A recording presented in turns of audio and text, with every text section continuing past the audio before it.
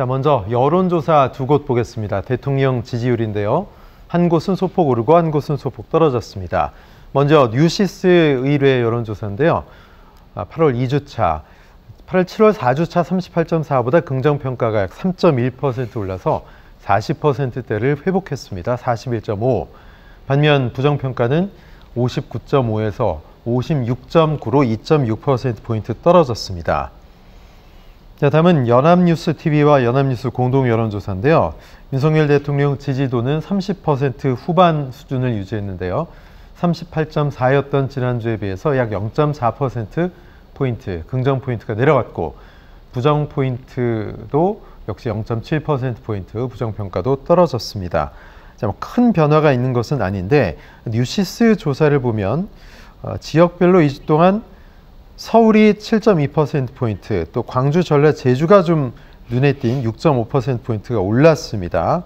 연령별로는 50%대를 제외한 전 세대 지지율이 소폭 올랐습니다.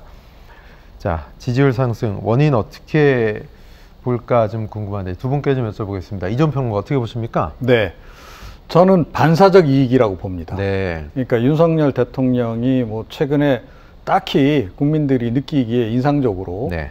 뭐 이렇게 잘하셨다 이렇게 볼만한 게 그렇게 제가 보건대는 눈에 띄지 않거든요. 예. 그런 속에서 만약에 이렇게 소폭 상승했다라고 한다면 그 요인이 과연 뭘까 하는 건데, 아시다시피 최근에 그 민주당발 악재가 굉장히 많이 불거졌습니다. 네. 특히 이제 그 김은경 혁신위원회, 특히 혁신위원장의 발언들이 이제 상당히 논란이 많이 됐죠.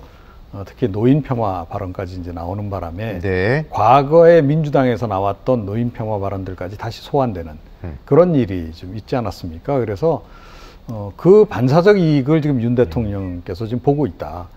이거는 이제 지금 조금 전에 살펴본 여론조사에서는 이제 확인이 안 되지만, 네. 다른 여론조사 결과 보게 되면 민주당 정당 지지율이 최근에 굉장히 힘을 좀 많이 잃고 있어요. 떨어지고 예, 있죠. 떨어지고 네. 있는 그런 추세가 있습니다. 그래서 역시 변수는 그게 가장 컸던 게 아닌가, 전 개인적으로 그렇게 좀 분석을 하고 있습니다. 소위 김은경 혁신위원장발 혁신위 리스크가 지지율 하락의 촉발제였다. 민주당 네. 지지율 하락, 그다음에 윤석열 대통령 네. 지지율의 소폭 상승에 그 변수가 기여를 하고 있다. 대통령은 반등을 상대적으로 반사적 이익을 네, 좀 그렇게 받고요. 좀 봐야 될 것 같습니다. 자, 연합뉴스TV, 연합뉴스 공동 여론조사는 긍정평가 5월 조사 이후 30%대 중후반을 유지하고 있습니다.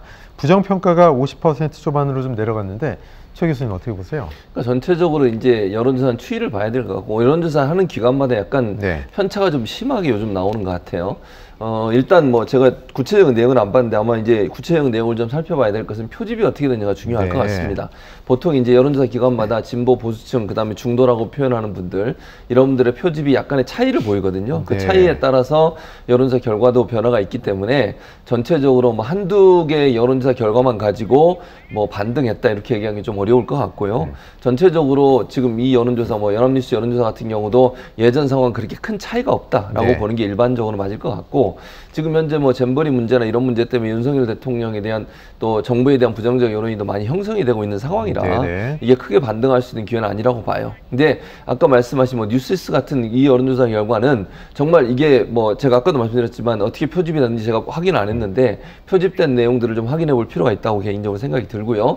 그럼에도 불구하고 그게 어느 정도 그 사실만 가지고 본다면 해석은 그렇게밖에 할 수 없어요. 이종훈 평론가 말씀하신 것밖에. 다른 방법으로 해석이 안 돼요. 그러면 결국은 뭐 민주당이 했던 여러 가지 실망한 부분들이 반사적으로 이익을 줬다라고밖에 볼 수 없을 텐데, 그것도 사실은 저는 약간 좀 의문인 것은, 사실 이제 국민의힘과 민주당 사이의 지지율의 변화라면 이해가 되지만 대통령의 지지율까지 끌어올리는 요소로 작용했을까? 네. 그거는 좀 의문이어서 조사의 뭐 방법이나 내용, 시간 뭐 여러 가지 요소들이 약간의 조사 결과마다 차이를 나타내게 하는 요소가 아닌가 그렇게 생각을 합니다. 네.